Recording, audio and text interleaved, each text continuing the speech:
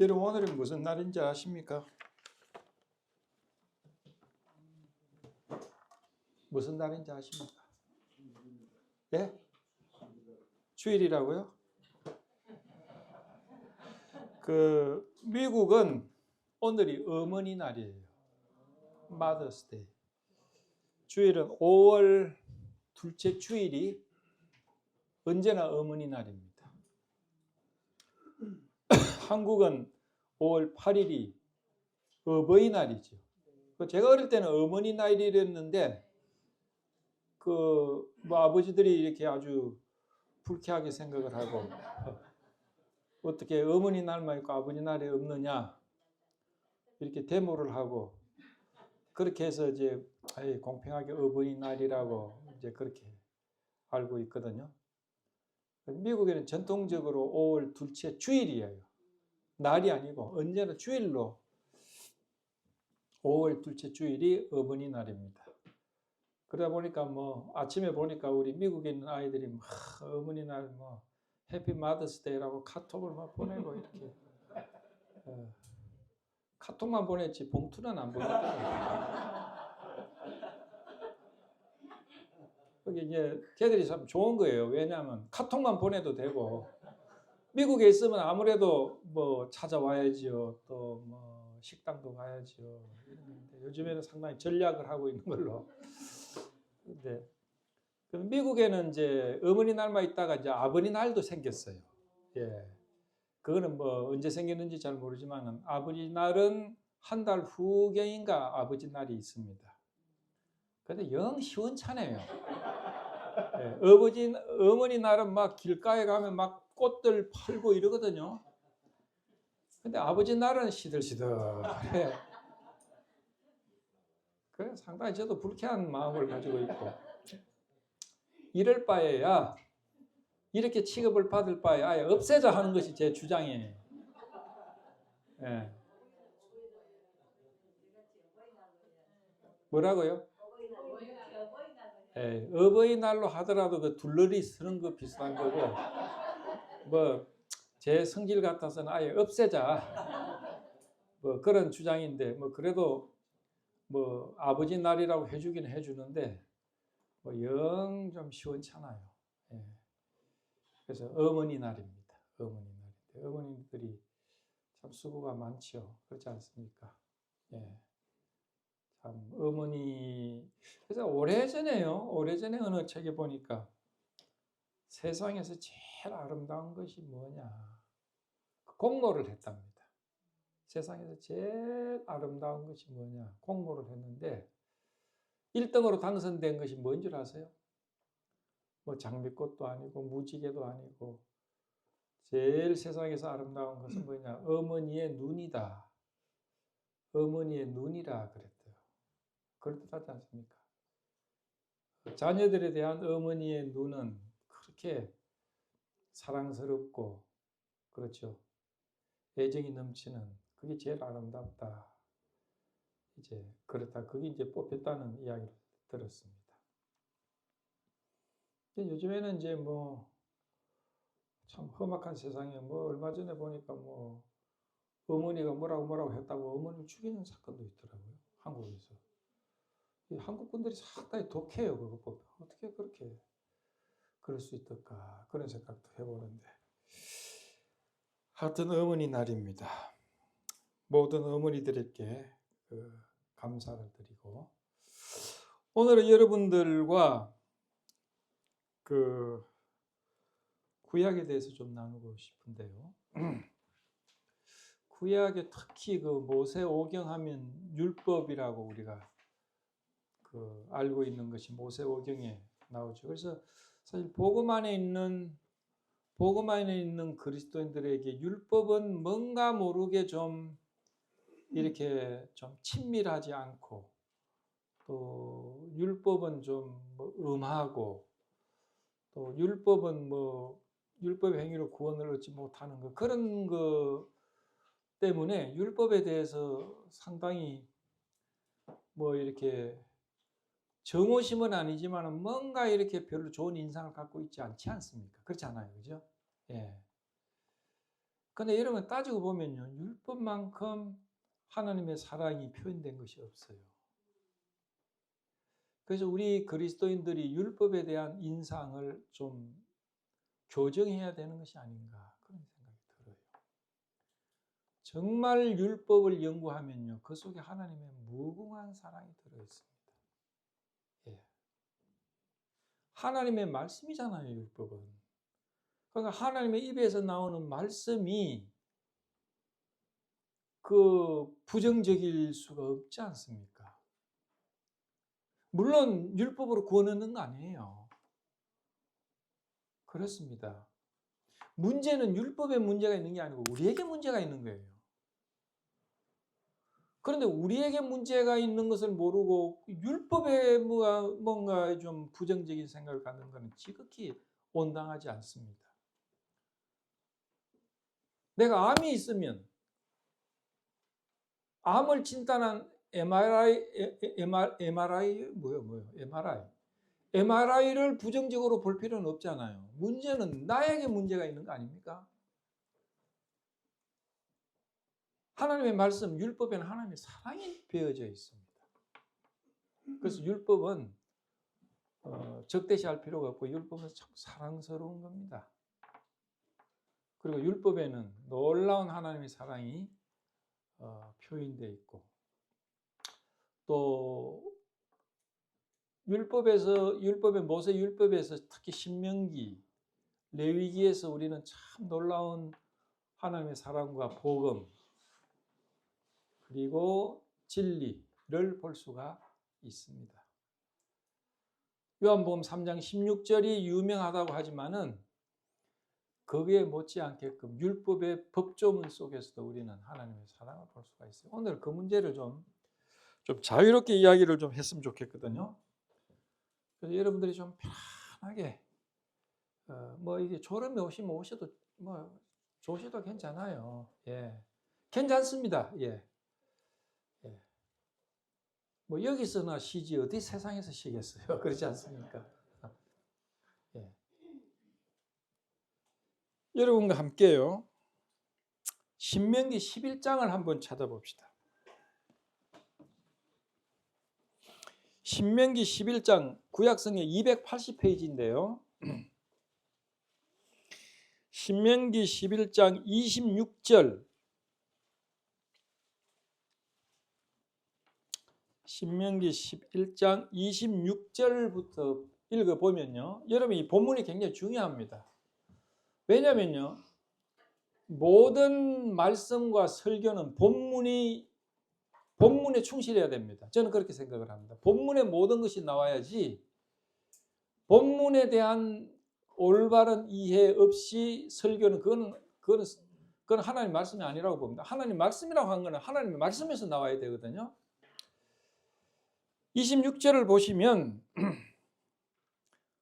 내가 오늘날 복과 저주를 너희 앞에 두나니 너희가 만일 내가 오늘날 너희에게 명하는 너희 하나님 여호와의 명령을 들으면 복이 될 것이요 너희가 만일 내가 오늘날 너희에게 명하는 도에서 돌이켜 떠나 너희 하나님 여호와의 명령을 듣지 아니하고 본래 알지 못하던 다른 신들을 쫓으면 저주를 받으리라.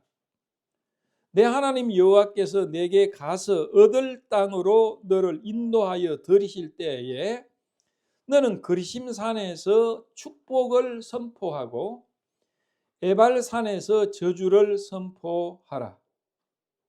이 두 산은 요단강 저편 곧 해 지는 편으로 가는 길 뒤 길갈 맞은편 머레 상수리 나무 곁에 아라바에 거하는 가나안 족속의 땅에 있지 아니하냐.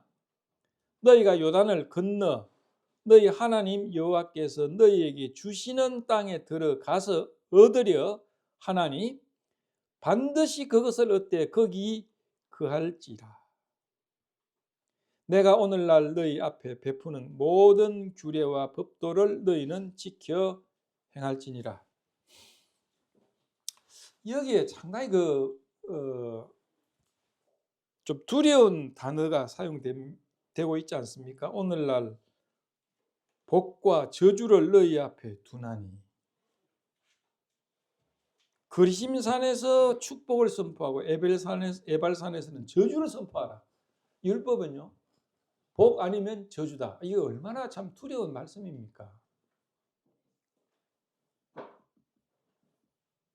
그 전에 제가 미국에서 떠는 목사님이 그 목사에게는 저주와 복을 선포할 수 있는 권한이 있다. 그래서 제가 깜짝 놀랐어요. 정말 웃기는 이야기다. 야, 그건 너무 이거는 저는 그렇게 생각하지 않습니다. 그러나 여기에는 하나님께서는요, 지금 모세가 이야기하고 있는 거죠. 하나님 말씀을 따라서. 지금 이거는 이스라엘 백성들이 가나안 땅으로 들어가기 전에 모세를 통해서 하나님 말씀하시는 겁니다. 내가 오늘날 복과 저주를 너희 앞에 둔다. 그리고 특이한 것은 너희가 그 땅에, 약속의 땅에 들어가거든 그리심산에서는 축복을 선포하고 에발산에서는 저주를 선포하라. 에발산과 그리심산은 어디에 있다. 그렇게 이야기를 합니다. 신명기 27장을 함께 펴시겠습니다. 같은 성경 신명기 27장 다 읽으면 좋지만 4절에서 7절을 우선 읽도록 하겠습니다. 신명기 27장 4절에서 7절 너희가 요단을 건너거든 내가 오늘날 너희에게 명하는 이 돌들을 에발산에 세우고 그 위에 석회를 바를 것이며 또 거기서 내 하나님 여호와를 위하여 단 곧 돌단을 쌓되 그것에 철기를 대지 말지니라. 너는 다듬지 않은 돌로 내 하나님 여호와의 단을 쌓고 그 위에 내 하나님 여호와의 번제를 드릴 것이며 또 화목제를 드리고 거기서 먹으며 내 하나님 여호와 앞에 즐거워하라. 그 다음에요 12절 13절 너희가 요단을 건넌 후에 시몬과 레위와 유다와 이사갈과 요셉과 베냐민은 이 지파를 말합니다. 지파 6지파는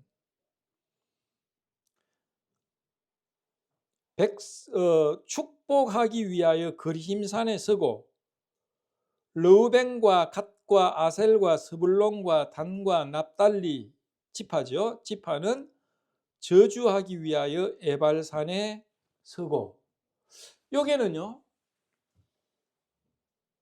그 11장에는 그 약속의 땅에 들어가면 그리심산에서는 축복을 선언하고 에발산에서는 저주를 선언하라 그랬어요. 근데 그 뒤에는 또다시 똑같은 말씀을 하시면서 좀 더 구체적입니다.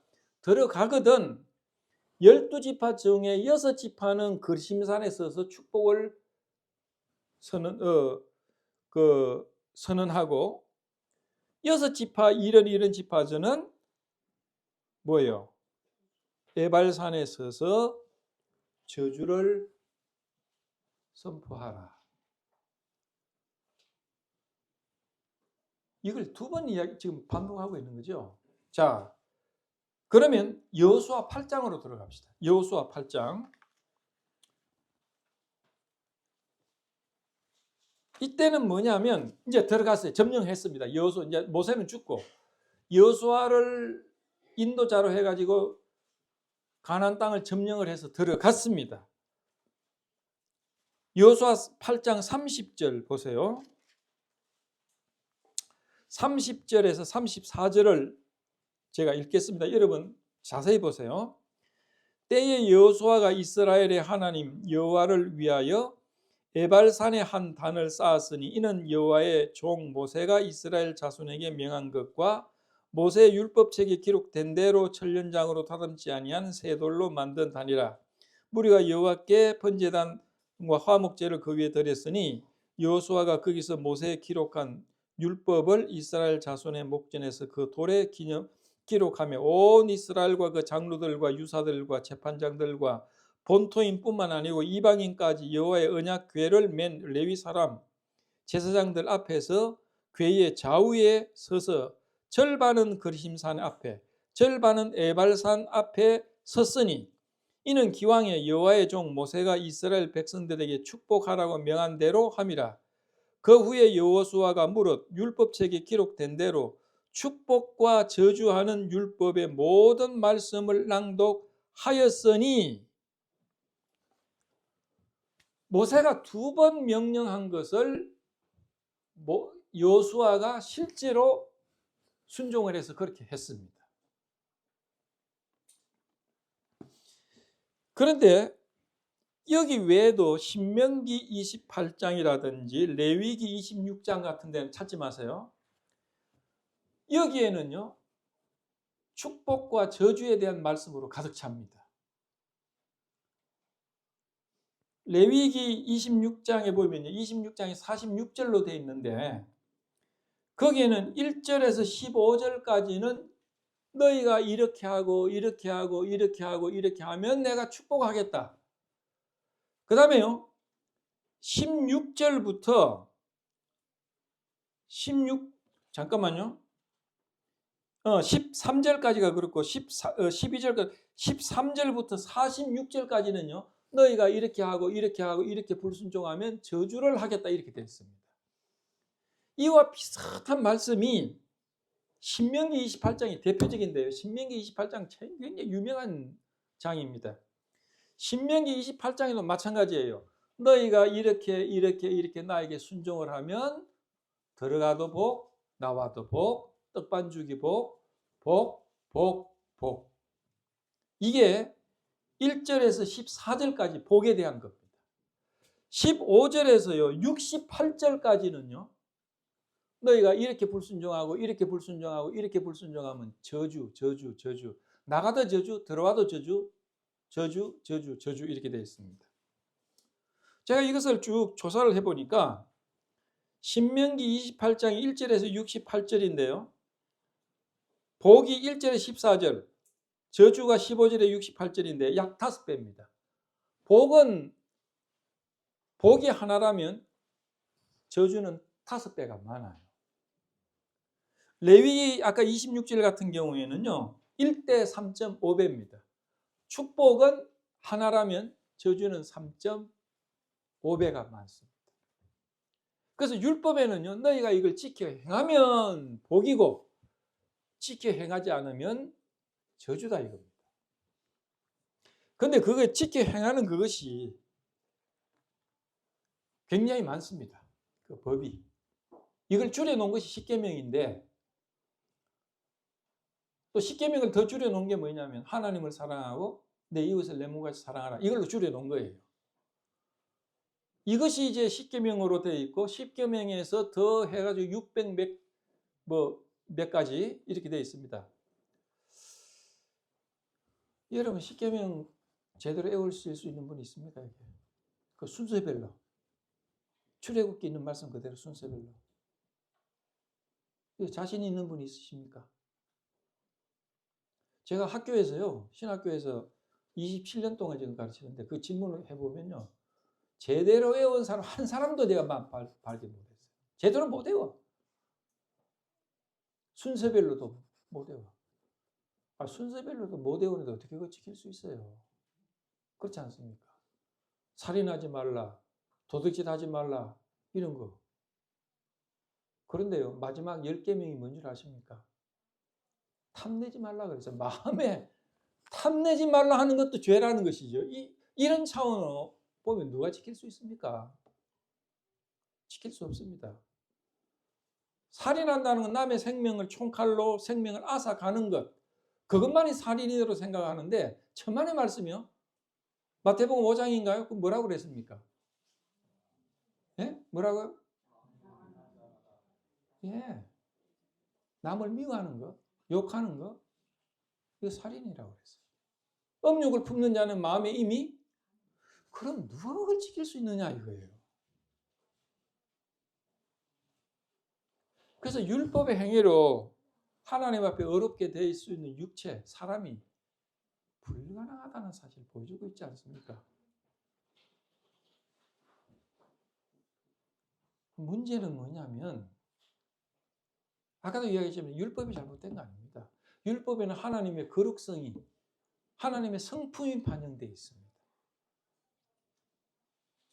하나님의 성품은 잘못된 것이 없습니다. 그래서 여러분 율법이 폐하여졌다. 여러분 그걸 어떻게 이해하십니까? 율법이 그냥 무효화됐다? 아닙니다. 천만의 말씀입니다. 율법이 어떻게 무효가 됩니까? 하나님 성품이 어떻게 무효가 돼요? 그 법조문의 시행 자체가 시행 안 하는 것이지 율법 자체가 없어진 것 아닙니다. 하나님은 영원부터 영원까지 뭐예요? 거룩한 분이시고 율법에 나타난 그 성품, 그 정의로우신 분이십니다. 그래서 율법의 1.1핵이라도 어떻게 해요? 없어지지 않는다고 그랬어요. 다만 우리는 율법에 뭡니까? 율법의 심판을 받지 않을 뿐입니다. 은혜. 그리고 주님이 율법의 저주에서 저주를 받으심으로 우리를 속량하셨다고 되어 있지. 율법 자체가 이건 없던 걸로 하자. 율법은 뭐 없어졌다. 아닙니다. 율법은 아주 우리 성경에는 율법이 분명히 되어 있지 않습니까?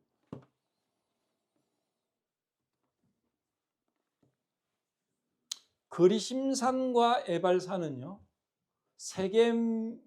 세겜이라고 그 도시 있어요. 거기에 있습니다. 그래서 에발산과 거리심산은 제가 가보진 않았어요. 뭐 다른 사람들 전부 뭐 성지순례 안 간 사람들이 없더라고. 저는 성지순례가 아직까지 못 가봤어요. 요즘에는 이제 성지순례가 누구나 다 갔다 왔으니까 그 다음에는 이제 터키 쪽으로 간다네요. 터키 쪽으로 이제 뭐 그 바울의 뭐 전도여행 그것도 그때 대부분 갔다 왔어. 그 다음에 이번에는 어떠냐 뭐 에집트나 이런 데 이게 한국 사람들이 너무 놀라운 분들이에요.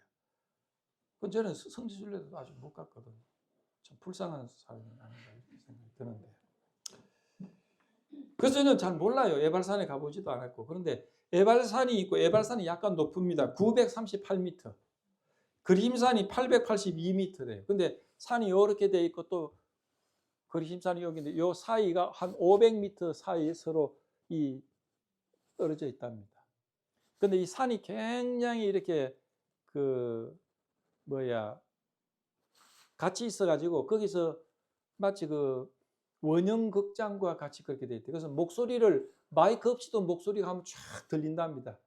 하나님 그걸 아시고 거기 모여가지고 6지파는 여기서 6지파 여기서 축복과 저주를 선포하고 율법을 한 사람이 읽어도 다 들을 수 있도록 그런 지역이래요. 혹시 가보신 분 있습니까? 에발산.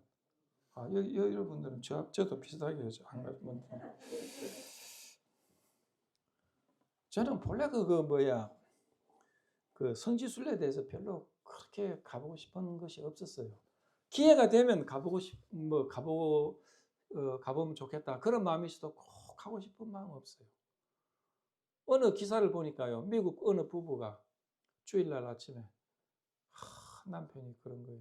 자기들이 이제 그 성지순례를 지금 이제 계획을 하고 이제 가자고 남편이 그러니까 남편이 내가 성지순례 가면 그 모세가 십계명을 낭독했던 그 호렙산에 가가지고 십계명을 내가 낭독하는 것이 내가 소원이다. 그러니까 아내가 그까지 갈 필요 없고 십계명 지키는 게 더 좋겠구만. 그까지 갈 거 낭독하지 말고 여기 있어라 그거 지켜. 여러분 어느 편입니까? 저도 그 이야기가 자꾸 마음에 들어가지고 안 가려고 지금 생각을 하고 있습니다. 근데 이 세겜이 그 사이에 있는데요. 세겜이 여기는 아브라함이 처음으로 이주해가지고 단을 쌓은 곳입니다. 역사적으로 보면 아브라함이 단을 쌓은 곳이고 그 다음에 야곱이 여기서 우물을 판 곳이에요. 야곱이 우물을 판 곳이고 그 다음에 사마리아 여인과 예수 그리스도 여기서 대화가 이루어진 곳입니다. 근데요, 오늘 이것을 우리가 생각해 봅시다. 근데 그리심산에는 축복이 선포되고 에발산에는 저주가 선포돼요. 여러분 어느 산에 서고 싶습니까? 예? 그리심산에 서고 싶은 분들 손 들어보세요. 솔직하게 이야기하세요. 여러분 괜히 에발산에 서시고 싶은 분 없어. 제가 그럴 줄 알았어요. 큰 실수한 겁니다, 여러분. 큰 실수한 거예요. 왠 줄 아십니까? 거리심산에서는요, 축복이 선포됐어요. 에발산에서는 저주가 선포됐어요. 6지파는 에발산, 6지파는 거리심산. 그런데 에발산에서 그 서는 6지파는 막 입이 나왔겠죠. 왜 우리는 하필 에발산에 서게 됐나?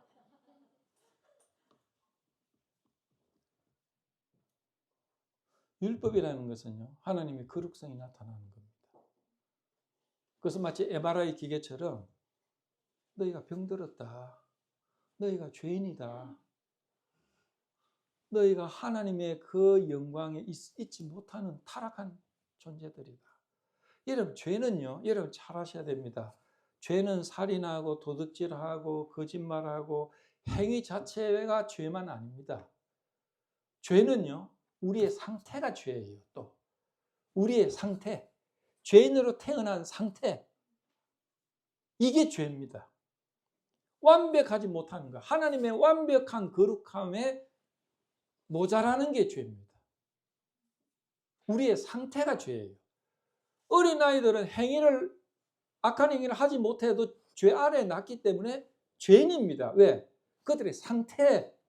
예. 그래서 우리가 하나님이 요구하는 그런 완전하고도 거룩한 행위를 할 수가 없어요. 불가능해요. 이걸 지켜 행하라. 행할 수 없다는 걸 하나님이 아시면서 하시라는 거예요. 거기 이유가 있습니다. 우리가 이걸 지켜 행할 수 있기 때문에 하라는 게 아니고, 행하라.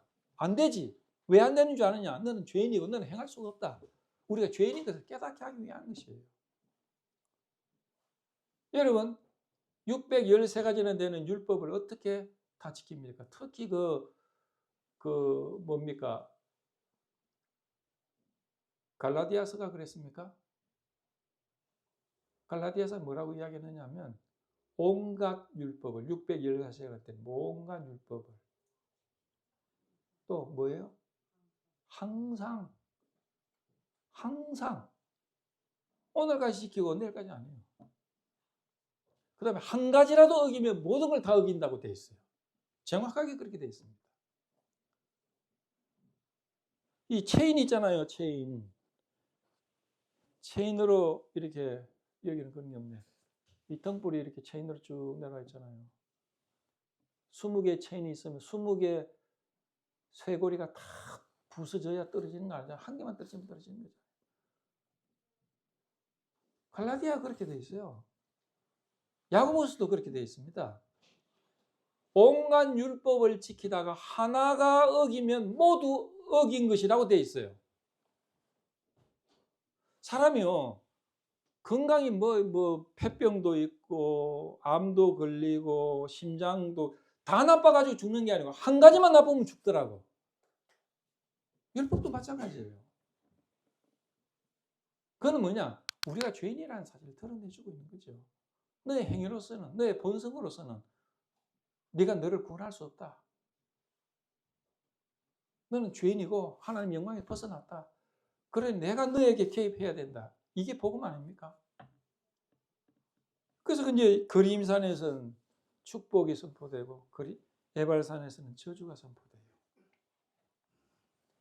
참 하나님 말씀은 정밀합니다. 보세요. 거리임산에서는 축복이 선포되는데 에발산에서는 저주가 선포되는데 에발산에서는 좀 복잡한 무엇가 있어.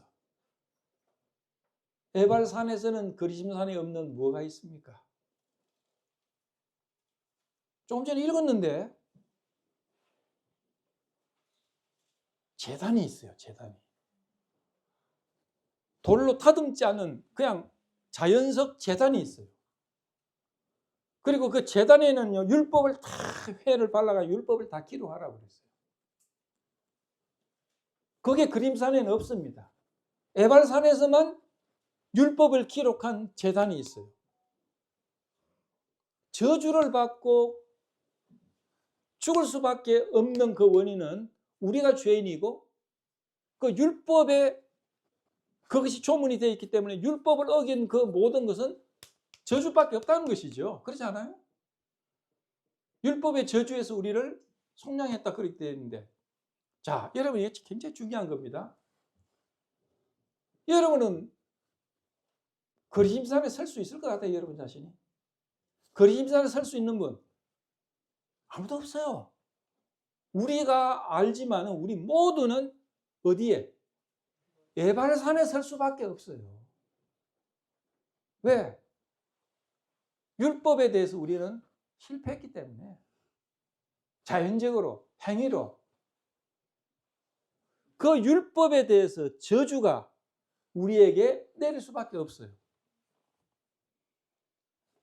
그런데요, 저는요, 에발산에서 우리는 저주를 받을 수밖에 없는데, 너무나 감사하게도 에발산에서는 제단이 있어요. 제단이 있다니까요. 너희가 저주를 받을 수밖에 없고 죽을 수밖에 없으면 이 제단을 통해서 나에게 살 수 있다, 이 말입니다. 그게 에발산에 그 제단이 있는 이유예요. 너희가 율법이 모자라느냐? 너희가 저주를 받을 수밖에 없느냐? 성경이 나타난 대로 레위기에, 신명기에 저주를 받을 수밖에 없는 환경이고 조건이고 네가 그렇게 됐다면 내가 살 길을 열어줄게. 이 제단을 통해서 나에게 나올 수 있다. 이 제단을 통해서 너의 죄를 해결할 수 있다. 제단을 통해서 나에게 나오느라 희생제물, 번제를 드리고 속죄제를 드림으로써 이 에발산의 저주를 해결할 수 있다. 복음입니다, 이게. 그림산에서 없어요. 왜? 죄인이 아닌 사람에게 무슨 제사가 필요합니까? 희생 제사가 필요합니까? 예수 그리스도가 필요합니까? 에발산에 설 수밖에 없는 사람에게는 제단이 필요하고 어린 양이 필요하고 예수가 필요한 겁니다. 너희가 죽을 수밖에 없느냐? 너희가 죄인이냐? 하나님 앞에 설 수 없느냐? 나에게 나올 수 있는 길이 없지. 이 제단을 통해서 나와. 이 제단이 너를 나에게 인도해 줄 거야. 너희가 죄를 해결할 수 있는 건 이 제단을 통해서. 하나님은 자기 자신이면서 자기 아들인 예수 그리스도를 통해서 그의 희생을 통해서 우리에게 나올 길을 에발산의 제단을 통해서 마련해 주셨다는 겁니다. 얼마나 놀라운 겁니까? 참 구약은 참 재밌는 책이에요. 여러분이 신약이 더 쉬울지 모르지만 저는 구약이 훨씬 쉽고 재미있어요. 특히 모세오경 정말 재미있는 책입니다. 거기에는 진정한 복음이 용해되어 있습니다. 그 율법 속에, 그 강경하다고 하는 율법 속에 하나님의 사랑과 하나님의 복음과 우리의 속죄주와 십자가와 구원이, 은혜가, 자비가 에발산 그 현장에 있어요. 왜 하나님은 우리가 율법으로 구원을 얻지 못한다는 걸 왜 모르시겠어요? 율법을 지킴으로 하나님 앞에 나올 수 있는 사람이 없다는 걸 왜 모르시겠어요? 여러분요, 재밌는 것은요, 여러분이 그 레위기를 보고 출애굽기를 보면요, 출애굽기 20장을 한번 보실까요? 직접 출애굽기 20장을 보면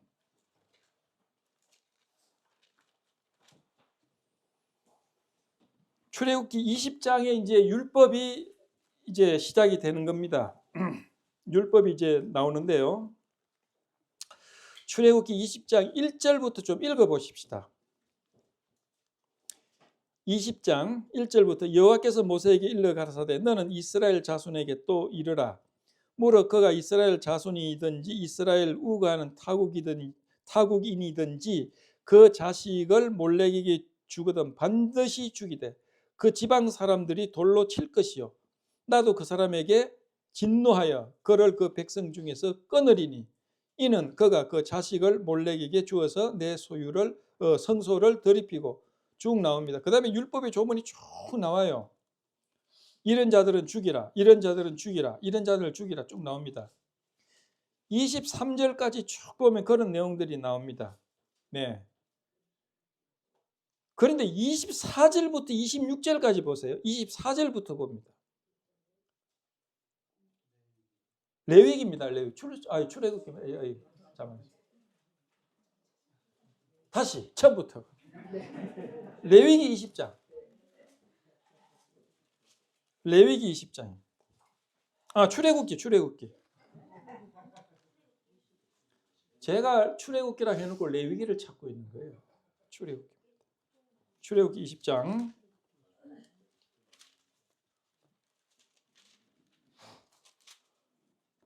출애굽기 20장에 보면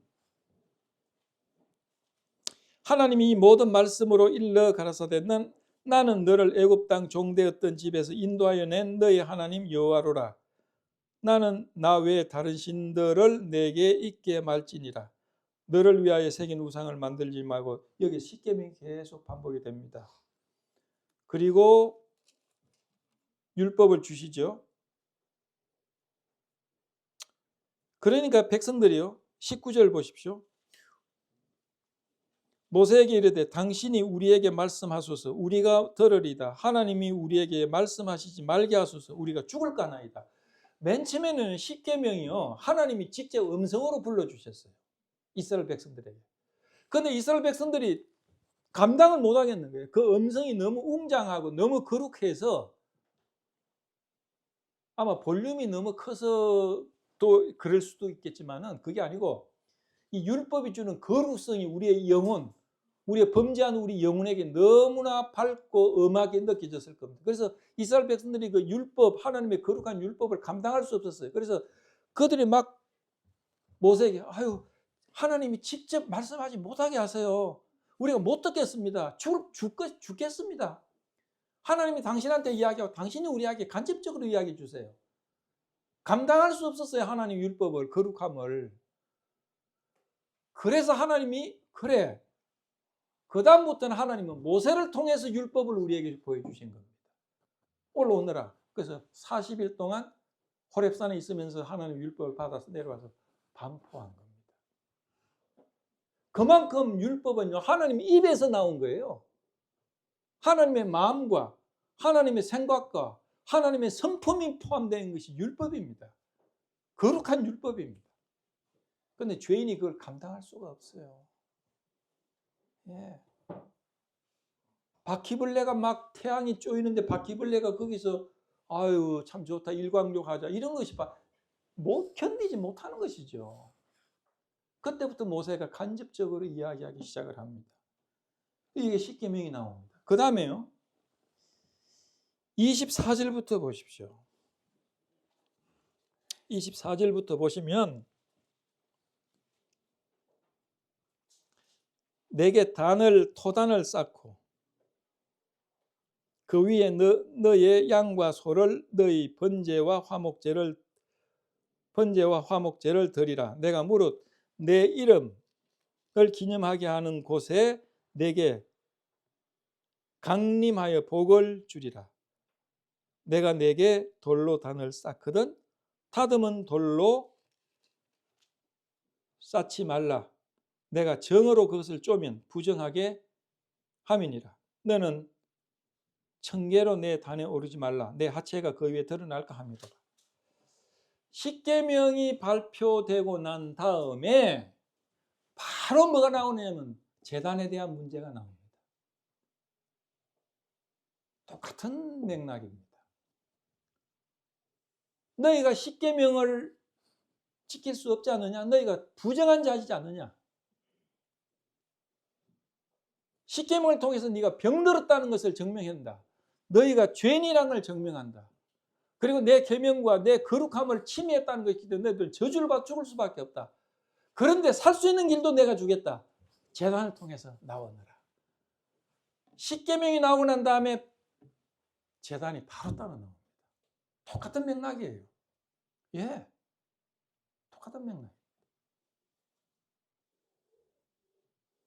주님은 우리에게 우리가 죽을 수밖에 없는 존재라는 것을 말씀하시고 거기서 살 수 있는 길을 우리에게 주신 겁니다. 너희 죄가 너와 너희 하나님 사이를 내었다. 범죄한 영혼은 죽으리라. 그러나 살 수 있는 길을 내가 주겠다. 내가 너희들이 나에게 나올 수 있는 길을 주겠다. 누굽니까? 나는 길이요 진리요 생명이니 나로 말미암지 않고는 아버지께로 올 자가 없다. 주님이 그러셨어요. 그런 가운데 길이 되시는 주님 뭐예요? 번제단 위에 짐승들, 희생 제물로서 예수 그리스도가 오실 것을 이미 여기서 계획하고 계신 것이죠. 어떤 의미의 하나님은 우리가 범죄하기 전에 구원의 길이 이미 있었어요.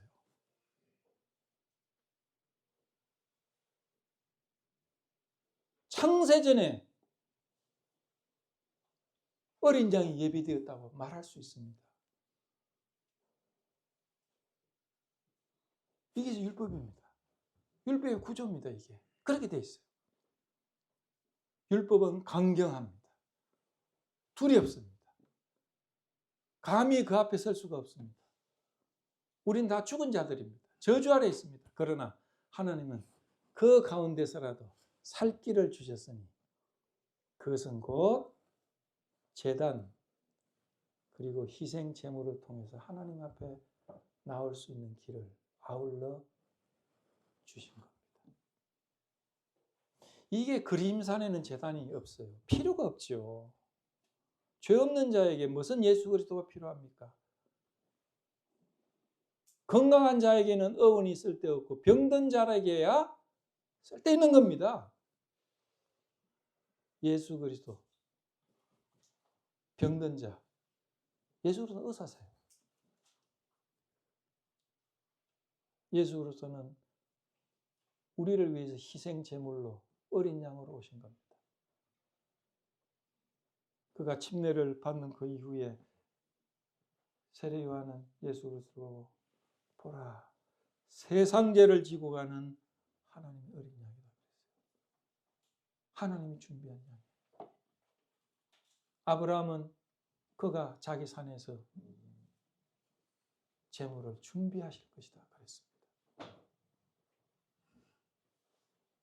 이 구약의 율법 속에 엄한 율법 속에 우리는 하나님의 사랑과 자비와 복음을 볼 수가 있는 겁니다.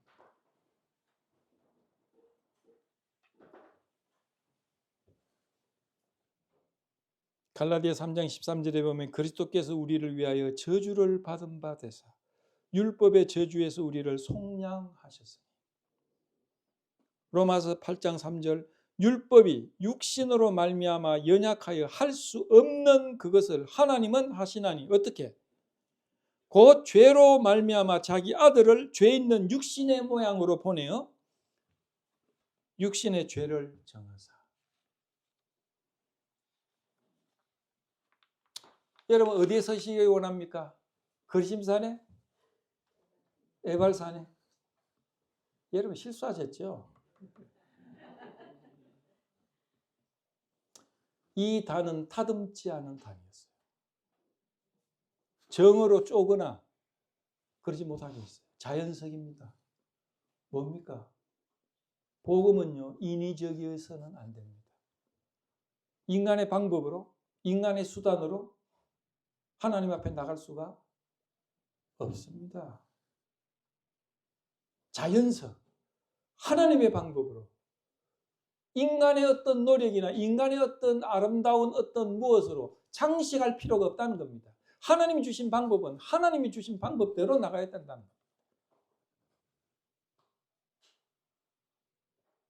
어떤 길은 사람이 보기에 바르나 필경은 사마귀이니라 그랬어요. 여러분 그 창세기에 보면 아벨과 가인의 제사가 나오지 않습니까? 그렇잖아요. 근데 가인은 농사하는 사람이었고 아벨은 목축업자 그렇게 볼 수가 있겠죠. 가인은 땅의 소산으로 하나님 앞에 드렸어요. 하나님은 안 받으셨어요. 아마 그림을 그리자면 땅의 소산으로 이렇게 드리고 제단에서 이렇게 했는데 연기가 하늘로 올라가야 되는데 샥 꺾이고 안 보여요. 그랬느냐 안 그랬는지 모르겠어요. 제 생각에 그렇게. 아벨은 양의 첫 새끼가 그 기력으로 샥 올라갔어요. 가인이 분노했죠. 그래서 가인이 아벨을 죽여버렸어요. 여러분 왜 가인은 제사를 안 받고 아벨의 제사는 왜 받았겠습니까?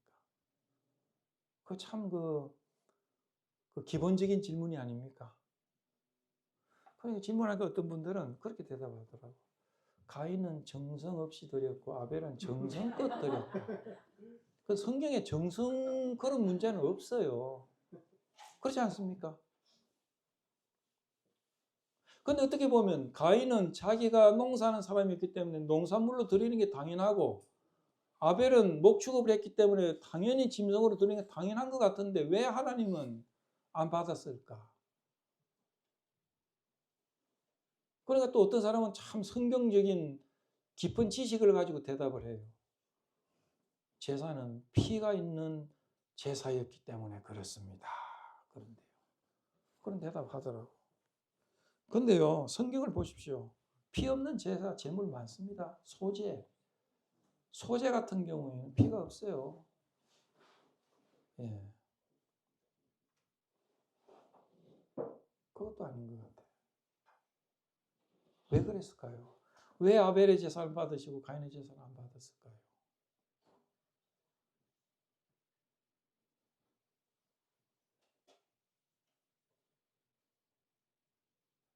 가장 안전한 대답은 히브리서에서 찾아볼 수 있어요. 히브리서는 뭐라고 되어 있습니까?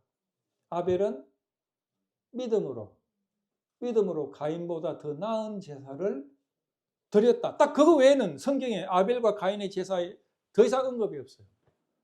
히브리서에 나오는 것이 해답이에요. 아벨은 가인보다 더 나은 제사, 더 좋은 제사를 드렸다. 무엇 때문에? 믿음으로. 그 히브리서를 통해서 유추해 볼 수 있는 유일한 대답은 이거와 같다고 저는 믿어져요. 믿음은 들음에서 나고 들음은 하나님의 말씀으로. 이것이 성경적인 믿음입니다. 아벨은 들었어요. 아마 자기 아버지로부터 들었는지 모르겠어요. 얘들아, 제사는 이렇게 드려야 된다. 아마 그거 들었을 가능성이 있습니다. 그럼 자기 아버지는 제사에 대해서 계시를 주님으로부터, 하나님으로부터 받았던 것 같아요. 하나님의 말씀에 의해서.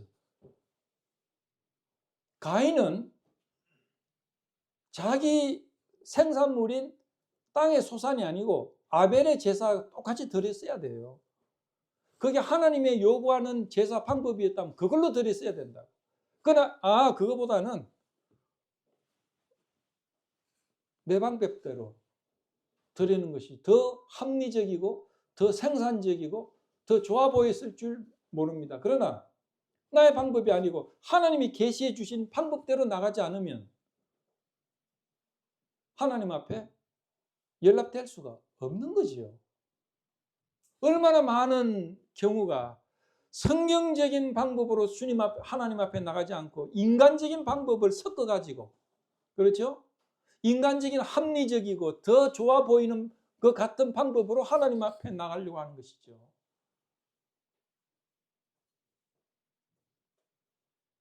정말 우리가요,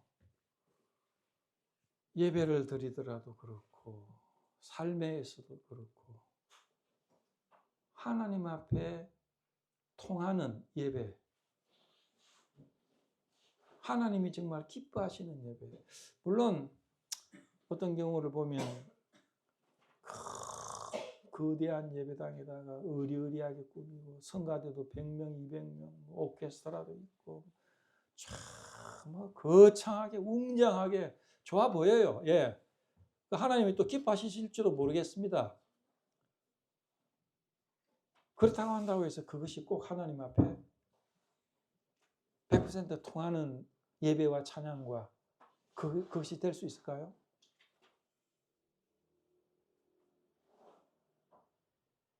예배는요, 신령과 진정으로 드리라고 그랬습니다.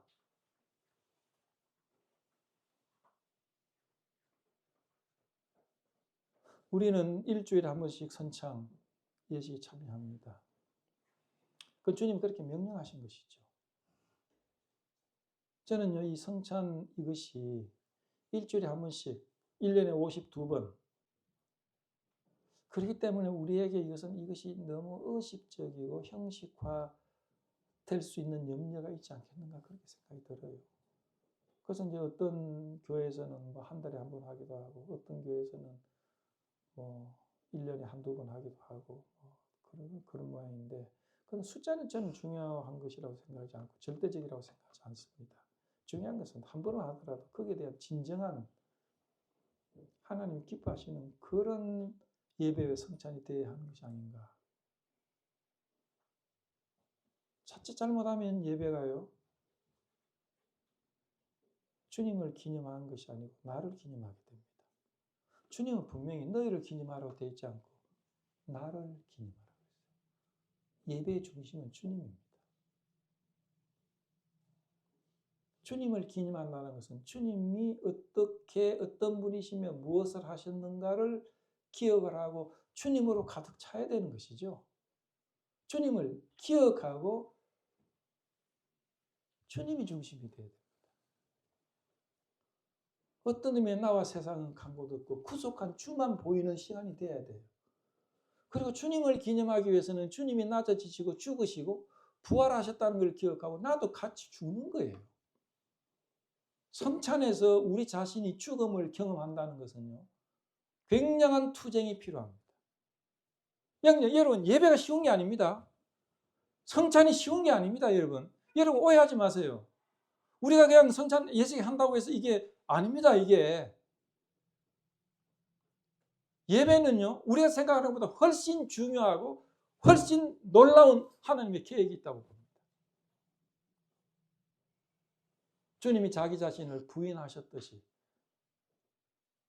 나도 그 앞에서 나 자신이 부인되어지고 죽음을 경험할 때 그때 우리는 다시 살 수가 있어요. 주님이 우리에게 이 의식을 거행하라고 했을 때는 목적이 있습니다. 이유가 있고 우리를 위한 놀라운 축복된 무엇이 있기 때문에 하라고 하는 거예요. 내가 성찬 예식 속에 나 자신을 부인하고 나 자신의 죽음을 경험했을 때 오는 그 축복이 얼마나 큰 줄 아세요? 사도 바울은 그래서 난 매일 죽는다고 그랬어요. 나 자신을 죽인다는 사실이 얼마나 힘듭니까? 나 자신을 부인한다는 사실이 얼마나 힘듭니까? 제물을 가지고 왔을 때 원수와 뭔가 문제가 있잖아요. 그럼 어떻게 하라고 했습니까? 놔두고 가서 화해하고 와서 드리라고 했지 않습니까? 이게 쉬운 문제가 아닙니다. 예배가. 우리는 너무 예배에 대해서 겁없이 예배를 드려요.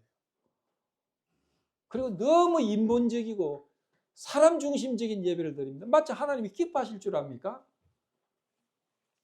하나님은 우리의 중심을 보십니다. 그리고 성령이 우리 속에 역사해서 우리 자신이 죽을 수 있도록 하시고 성령에 의해서 우리 자신이 주님 앞에 죽음을 경험하고 다시 부활한다는 그 속에 그때 우리는 성찬이 끝나고 이 밖을 나갔을 때 우리는 새로운 생명으로 무한한 자유로 여러분 우리가 율법에서 벗어났다고 했어요. 우리가 주님과 동행하지 않고 성령 충만하지 않으면요. 율법에서 벗어났지만 법적으로는 그렇지만요. 율법의 진정한 자유가 우리 마음속에 없습니다. 틀림없습니다. 그게. 우리가 율법에 벗어났어요. 그러나 자유를 누리고 안 누리고는 상관이 없는 문제입니다. 법적으로는 벗어났어요. 저주에서 벗어났어요. 해방이 됐습니다. 그러나 로마서에 의하면요. 100번 벗어났더라도 실제로 자유를 누리는 것은 성령을 통해서 누리는 겁니다. 이게. 율법에 벗어났기 때문에 주님과 동행하지 않을 때 오는 압박감, 율법의 속박이 여전히 우리 속에 있어요. 그러나 우리는 해방이 된 겁니다. 신분적으로는.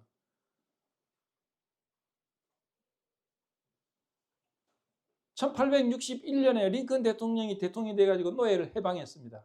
공포했어요. 그때 남부의 흑인들은요, 해방이 돼도 여전히 총살이 했어요. 왜? 갈 곳이 없었어. 땅 한 평이 없는데 어디를 가? 주인 집에 있으면 그래 총살이 하더라도 먹을 거, 입을 거, 집이라도 있는데. 그래 좀 뭐 똑똑한다든지 아니면 좀 그런 사람들은 털털 털고 나는 끝나면서 빠이 하고 그냥 해방된 사람도 있죠. 법적으로 해방되는 거하고 실제로 종살이 하고 있는 거하고 별개 문제입니다. 해방이 돼도 여전히 종살이 하고 있었어요. 여러분 그걸 아셔야 됩니다. 로마서를 읽어보십시오.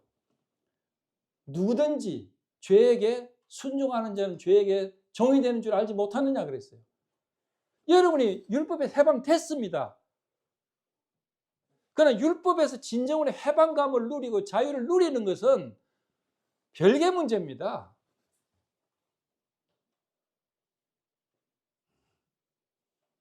그래서 그리스도인들이 기쁨과 행복을 누리지 못한 이유는 거기 있습니다. 그 문제 조금 이따 이야기합니다.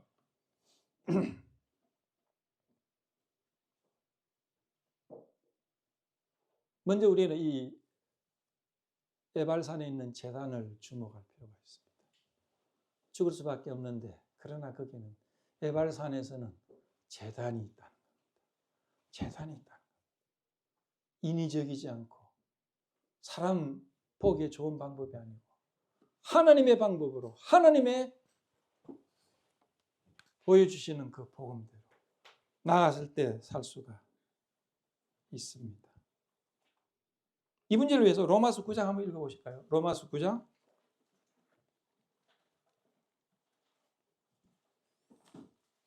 로마서 9장 30절에서 33절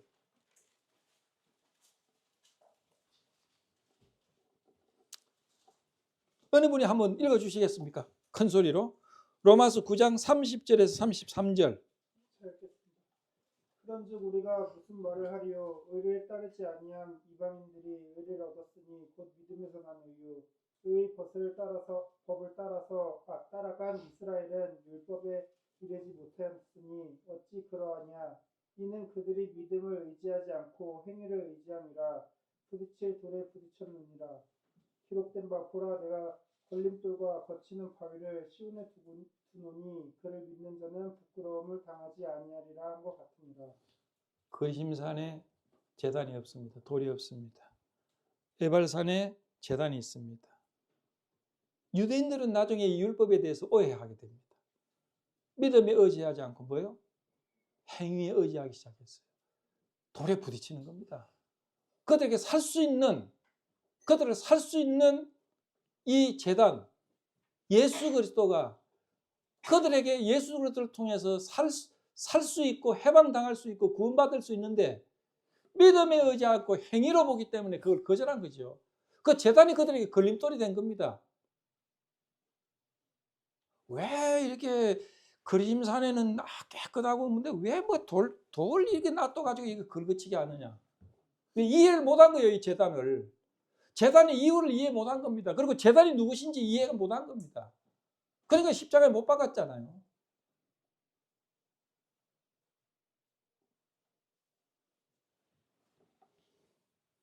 사마리아인들은요, 지금도 사마리아인들이 있습니다. 사마리아인들은 예배를 제사를 어디 드리느냐? 에발산이 아니고 그리심산에 제사를 드립니다. 하나님 명하지도 않았어. 에발산에서 제사를 사고 제사를 드리라고 그러는데 말고 그리심산에서 제사를 드립니다. 지금도 아마 모르겠습니다. 그리심산의 꼭대기에 제단을 놓고 제사를 드립니다. 그리고 이 사마리아인들은요, 모세 오경밖에 없어요. 다른 구약 성경 전혀 신약 성경 모세 오경만 가지고 있습니다. 사마리아인들은 절대적으로 그들은 행위 구원의 종교를 가지고 있습니다.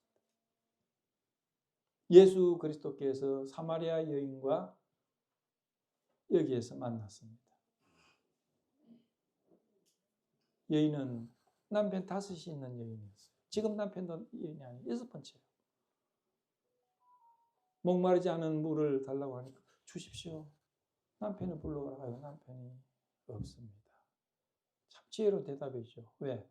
5명, 6번째인데 누가 진짜 남편인지 어떻게 할까? 아예 없다고 하자. 모르겠지.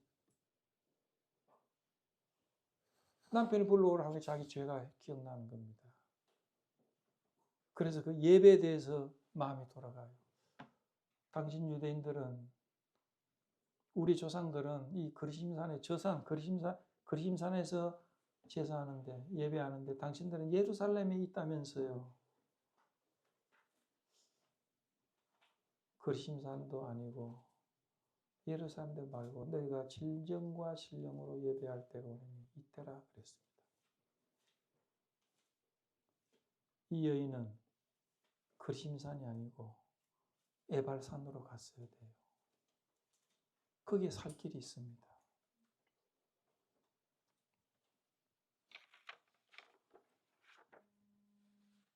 그리심산과 에발산에서 우리는 예수 그리스도를 봅니다. 예수 그리스도는 죄가 없는 그리심산에 오시지 않고 에발산에 오셨어요. 그리고 저주받을 수밖에 없는 죄인들의 길이 되시고 구원의 길을 제공해 주신 겁니다. 구약의 대강은요, 율법의 대강은 이 오늘 우리가 이야기한 이 말씀에 그대로 되어 있습니다. 율법에. 요한복음 3장 39절에 그랬어요. 5장 39절에 너희가 성경에서 영생을 얻는 줄 생각하고 성경을 연구하거니와 이 성경이 곧 누구에 대하여? 내게 대하여 증거하는 것이다. 그 뒤에 46절을 보면요. 모세를 믿었다면 또 나를 믿었으리니 이는 그가 내게 대하여 기록한 것이라 그랬습니다. 우리는 이 구약에서 예수 그리스도를 볼 수가 있고 십자가를 볼 수가 있고 희생을 볼 수 있고 길을 볼 수 있어요. 예수 그리스도 외에 길이 없다는 것입니다. 하나님 앞에 나갈 수 있는 길이 없는 것입니다. 예수 그리스도를 통해서만 하나님 앞에 나갈 수가 있습니다. 예수 그리스도를 여러분의 구주로, 길로 받아들이는 것, 그게 구원입니다. 주저할 필요 있겠습니까? 그 길밖에 없는데 다른 길 찾으시겠습니까? 사람의 보기에 수많은 길들이 옳게 보이지만 멸망의 길이라는 거 아십니까?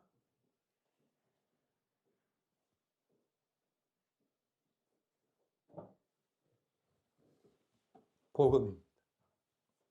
두 번째는 이 그리심산과 에발산에서 우리는 그리스도인으로서 교훈을 얻을 수가 있습니다. 그리스도인으로서 교훈을 얻을 수가 있습니다. 우리는 이제 에발산을 통해서, 제단을 통해서 구원을 얻었습니다. 이제 우리에게 이 교훈이 또 있습니다.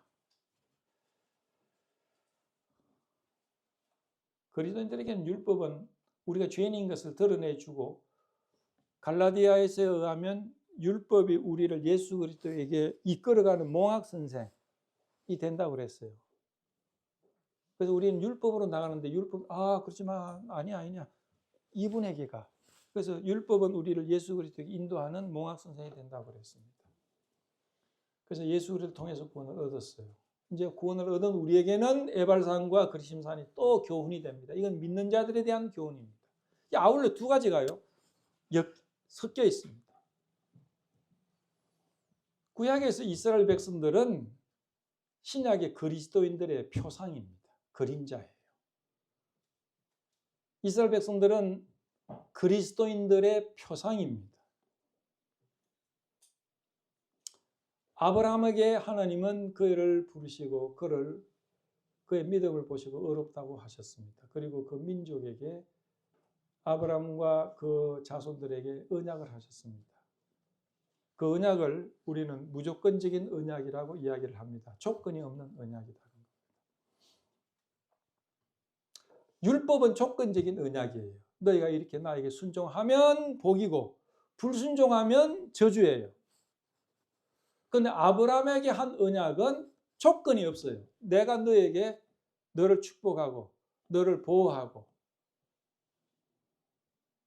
그리고 이 땅을 너에게 주고 내 자손이 하늘의 별처럼 많고 이게 무조건적인 언약입니다. 조건을 걸지 않았어요. 그래서 이게 그 창세기 15장에 보면 아브라함이 칭의, 어렵게 되는 장면이 나오지 않습니까? 예. 아브라함이 시무룩하게 있어서 왜? 내 나이가 지금 75세고 자식도 없고 이 고향을 두 번이나 떠나서 이 낯설고 물새로운 곳에 왔는데 어떻게 될까? 내가 죽으면 어떻게 될까? 근데 이런 어느 사람한테 이렇게 은혜를 입어서 양떼들, 소떼들 물을 먹일까? 내일은 어느 집 터에 가서 양들에게 풀을 먹일까? 내 신세가 왜 이런가? 나는 자식이 없는데. 하나님이 느끼죠. 아브라함아, 네가 왜 그렇게 시무룩하냐? 나는 너의 방패다. 너의 상급이다. 이 좀 나오느라. 아브라함이 나갔어요. 하늘을 보라. 무뼈를 셀 수 있나 보라. 보니까 뭐요? 온천에 그때 뭐 전기가 없으니까 푸른 초장에 별들이 쏟아질래. 내 자손이 이와 같을 거야. 네가 별들을 셀 수 있냐? 못 세지. 내 자손이 이처럼 많을 것이야. 내가 그렇게 하겠어. 네가 나에게 순종하면. 아니에요. 네가 나에게 순종하면 그런 거 없어요. 내가 그렇게 할 거야. 그리고 이 땅을 너와 내 자손에게 주겠어. 네가 순종하면 그거 없어요. 그냥 하나님이 그렇게 말하신 거예요. 그러니까 아브라함이 자식을 주신다고요. 믿습니다. 거기에 보면 아브라함이 하나님을 믿음에 그 믿음을 그의 의로 여기셨다 그랬어요. 그 믿음은 뭐냐? 하나님이 존재하신다 그게 아니고 하나님 자신과 하나님의 말씀을 믿었다는 겁니다. 거기에 하나님을 믿으니 믿음이 그의 의로. 그러니까 칭의는 어렵게 되는 것은 믿음으로 돼요. 거기에 원어를 보면요. 아브라함이 하나님을 믿음에 했을 때 믿음이라는 단어가 아만이라는 단어예요. 히브리어의 아만. 아만이 뭔 말이에요? 아멘이라는 말이에요. 아멘. 내가 너에게 너희 자손을 별들처럼 하였고 그렇게 하겠다. 아멘. 믿습니다.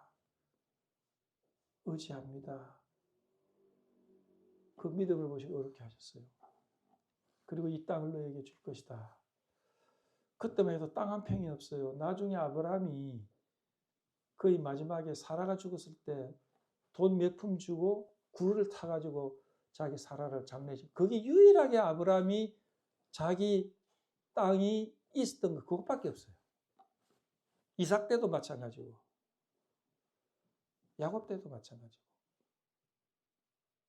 그런데 그 당시에 그 넓은 땅을 너와 내 자손에게 준다니까 아브라함이 참 놀랍다고 생각한 거예요. 아브라함이 하나님 그런데 믿는데요. 뭐 좀 증거 좀 줘야 되지 않습니까? 증거를 좀 뭐 이런 게 있어야 되지 않습니까? 그래 알았다. 지금 성경 그대로 이야기하는 거예요. 여러분 창세기 15장 집에 가서 찾아보세요. 그래? 그럼 너 7년 된 염소와 7년 된 송아지와 7년 된 짐승들을 준비하라. 갑자기 하나님 7년 된 짐승들 뭐. 그러나 아브라함은 대번에 알아차렸어요. 아하! 뭔 말인지 알겠습니다. 아브라함 나가가지고 양들, 소들 해가지고 반으로 쪼갰어요. 양쪽으로 쫙 벌려놨어요. 양도 쪼개고 소도 쪼개고 쭉 쪼개놨어요.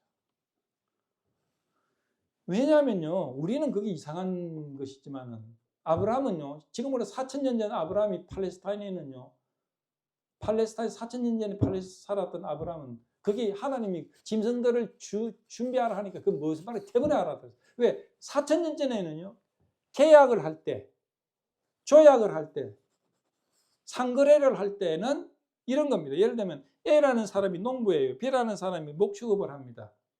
A라는 사람이 아이고 나는 그 쌀과 뭐 콩이나 이런 거 먹고 못 살게 나는 그 우유도 필요하고 좀 고기도 먹고 싶은데 당신은 목장하는 사람이니까 서로 좀 물물 교환을 합시다.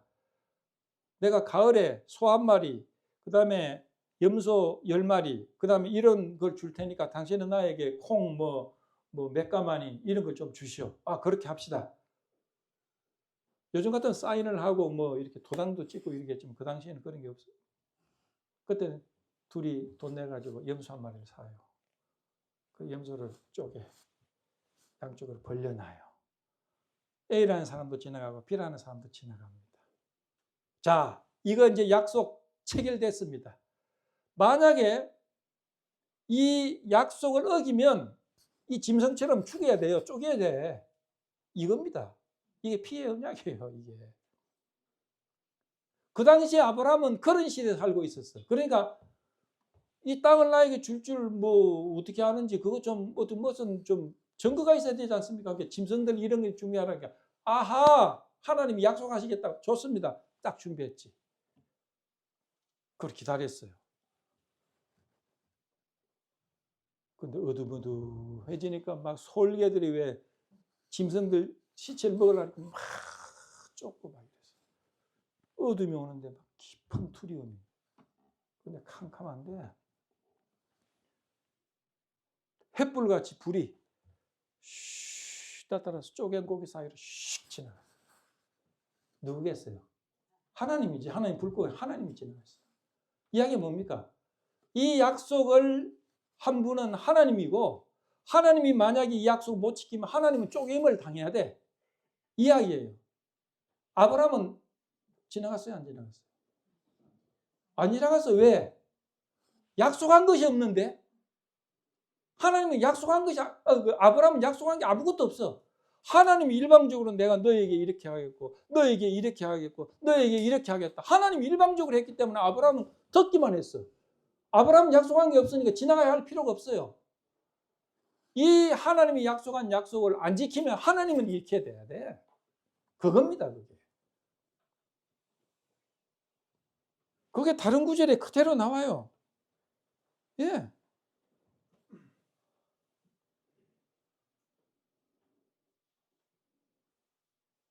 근데 율법은요.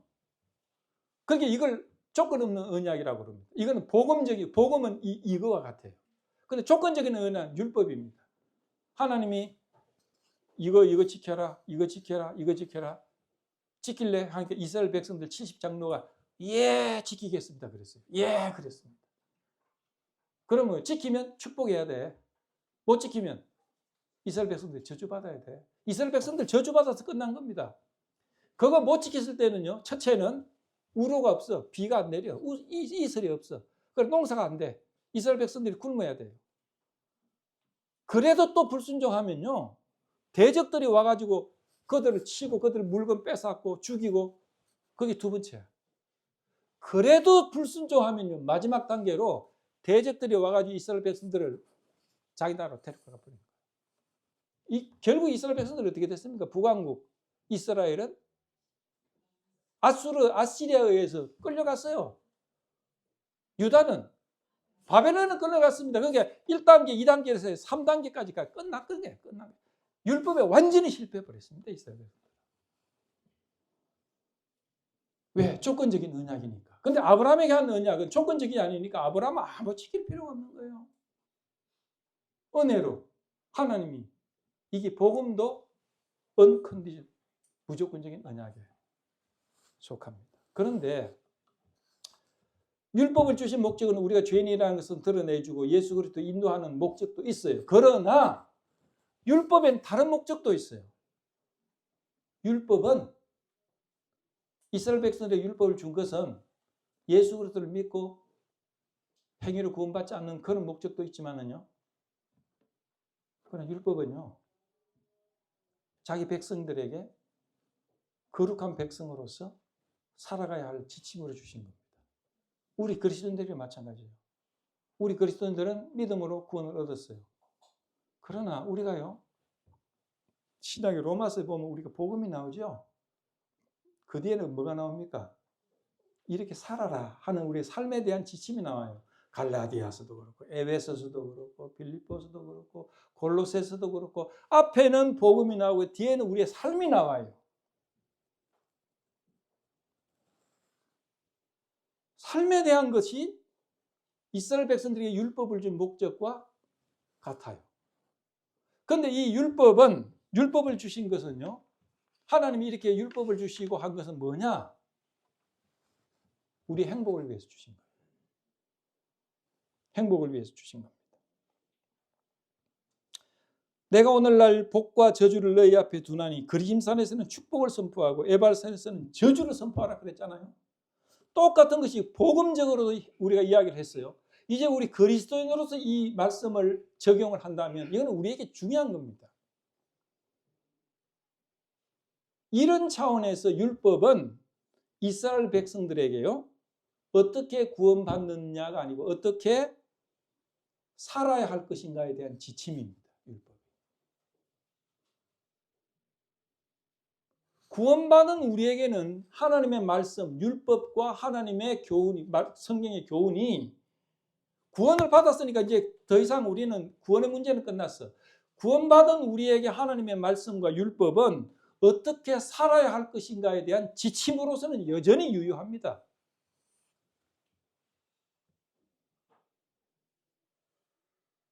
그 당시에 이스라엘 백성들에게는요, 이 율법이 영생과 멸망의 문제가 아니고 축복과 저주의 문제였어요. 분명히 성경이 그랬습니다. 축복과 저주에 대해서 이야기했지 영생이나 멸망에 대해서 이야기한 건 아니었어요.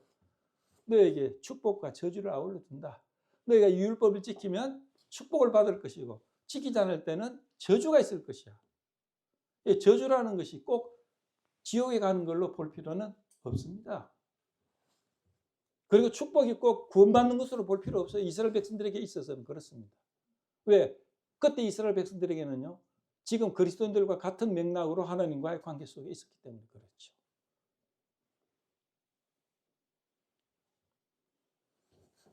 여러분, 우리에게 그 산상수훈이 있습니다. 그렇잖아요? 산상수훈이 있습니다.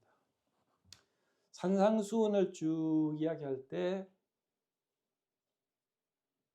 복 있는 사람은 복에 대한 이야기가 나오죠. 예. 구원에 대한 이야기가 아닙니다. 복에 대한 이야기입니다. 오리를 가고자 하는 자에게는 십리를 가고 겉옷을 취한 자에게는 속옷까지 내어주고 오른밤을 대고 왼밤 대고 이거는 구원의 문제가 아닙니다. 이거는 복에 대한 겁니다. 그래서 어떤 사람들은 산상수훈은 신약의 그리스도인들이 지켜야 할 율법이다. 그렇게 보면 안 돼요. 물론 율법적인 측면이 있지만은 그거 못 지킨다고 해서 지옥 가는 게 아닙니다. 그러나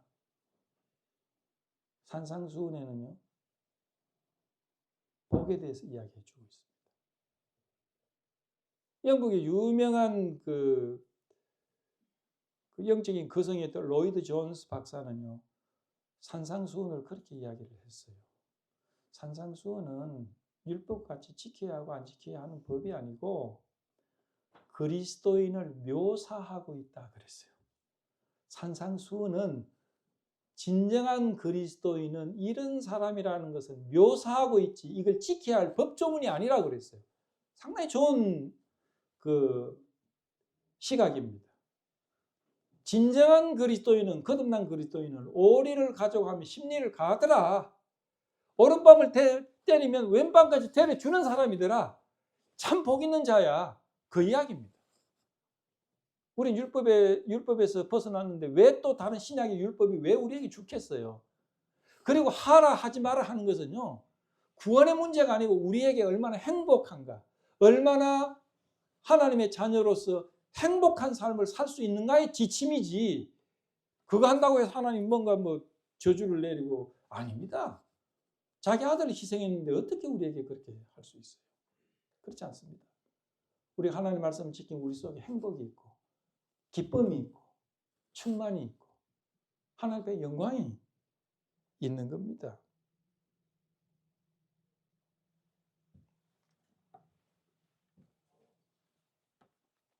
그리스도인과 에발산의 문제가 똑같습니다. 우리 구원의 문제로 바로 봐서 그런 측면이 있습니다. 또 다른 측면은 그리스도인으로서는 그리심산과 에발산의 속에 우리는 그런 교훈을 가지고 있어요. 하나님 우리에게 율법을 주신 것은, 이스라엘 백성의 율법을 주신 것은 그들을 괴롭히기 위해서 주신 것이 아니고 그들에게 축복하시기 위해서, 자기 백성으로서, 거룩한 백성으로서 구별되게 살기 위해서, 하나님 앞에 영광이 되고 그들에게 행복하기 위해서 주신 겁니다.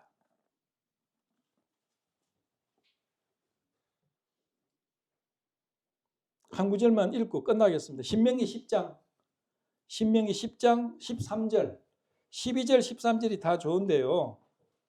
신명기 10장 13절만 한번 읽겠습니다. 어느 분이 큰 소리를 한번 읽어주시겠어요?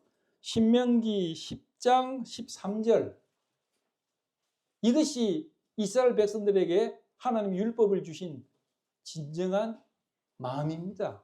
우리에게, 그리스도인들에게, 우리에게 사도행전 로마서를 통해서, 에베소를 통해서 우리의 삶을 권면하신 하나님의 본 마음이에요. 신명기 10장 13절 읽어주십시오. 내가 오늘 내 행복을 위하여 내게 명하는 여호와의 명령과 규례를 지킬 것이 아니냐. 네, 하나님의 본문은 뭡니까? 내가 오늘날 너의 행복을 위하여 내게 명하는 율법이잖아요. 율법을 주는 목적은 너를 괴롭게 하기 위한 게 아니야. 너의 행복하기 위해서 여호와의 명령과 규례를 지켜야 되는 게 아니겠느냐. 그 부모들이 자식들에게, 야 이놈아, 나 좋으라고 하느냐? 너 좋으라고 하는 거야. 제발 그렇게 하지 마. 칼 같은 거 가지고 놀지 말고, 그 다음에 손 씻고, 너 좋으라고 하지 내 좋으라고 하냐? 그거와 같은 거죠. 우리는 두 가지 극단이 있습니다. 하나는 너무 이렇게 에발산과 이걸 율법에 대한 문제를 가지고 예수 그리스도를 믿음으로 구원 얻었으니 모든 것이 이제 끝났다. 우리는 천국 갈 수밖에 없다. 그러니 뭐 우리는 그것만 생각하자. 십자가만 생각하고 우리를 위해 죽으신 예수만 생각하자. 그런 극단이 있어요. 삶에 대해서는 별로 무관심하고 그 극단입니다. 두 번째는 너무 율법적이에요. 뭡니까? 그리심산과 에발산이 그저 축복만 생각하는 그런 것이 있어요. 이 두 가지 교훈을 우리는 다 알아야 합니다. 우리는 예수 그리스도 십자가의 의미를 알아야 되고, 또 그가 죽으셔서 우리에게 명령하신 우리의 행복을 위해서 주님의 말씀을 순종하는 이 두 가지가 겸비되었을 때 우리는 성경이 우리 속에 이루어지는 겁니다. 복음과 삶입니다. 신앙생활. 제가 고등학교 다닐 때요, 그때 목사님이 그런 표현을 했어요. 신앙생활이라는 것은 뭐 신앙생활 몇 년 하셨습니까? 신앙생활 하십니까? 신앙생활이라는, 신앙이라는 단어와 생활이라는 것이 두가 합쳐졌다는 거예요. 신앙은 하나님과 나의 관계고 생활은 이웃과의 관계다. 십자가를 봐라. 가로가 있고 세로가 있지 않느냐. 아주 좋은 표현이었어요. 신앙생활. 신앙은 하나님과의 믿음으로 관계죠. 생활은 이웃과의 관계죠. 우리의 실천이죠. 삶이죠. 이 두 가지가 아울러 있어야 되는 것이죠. 그래서 어떤 복음적인 사람들 보면 너무 그냥 복음 자체만 해가지고 삶 속에는 그렇게 등한시하는, 또 어떤 경우에는 얼마나 그 삶에 대해서, 행위에 대해서만 주목을 하고 자책을 하고 괴로워하고 믿음에 대해서 예수 그리스도를 바라보지 못하는 그런 극단이 있는 거죠. 두 가지 극단은 우리는 다 극복해야 됩니다. 에발산과 그리심산의 교훈이 오늘을 사는 우리에게 교훈이 되기를 바랍니다. 기도하겠습니다. 아버지 하나님, 그렇습니다. 에발산에 설 수밖에 없는 저희들에게 재산을 주셨습니다. 고맙습니다. 살 길을 주시고 길을 주시고 하나님 앞에 나갈 수 있는 생명줄을 주셔서 감사합니다. 또한 저희들로 하여금 우리의 행복을 위해서 계명을 주셔서 감사합니다. 저희들이 율법을 어긴 거라, 율법을 지킨다고 해서 하나님 앞에 무슨 유익이 되겠습니까? 우리를 위한 것 아니겠습니까? 이 사랑의 법, 율법에 대해서 감사합니다. 우리의 인생길에 있어서 이 두 가지가 치우치지 아니하고 조가 되어서 먼저 하나님 앞에 영광이 되고 저희들에게 기쁨과 행복의 삶이 이어질 수 있도록 축복해 주옵소서. 이 교회가 이 균형 속에 자라갈 수 있도록 인도해 주시기를 바랍니다. 우리 주 예수 그리스도의 이름으로 기도하옵나이다. 아멘.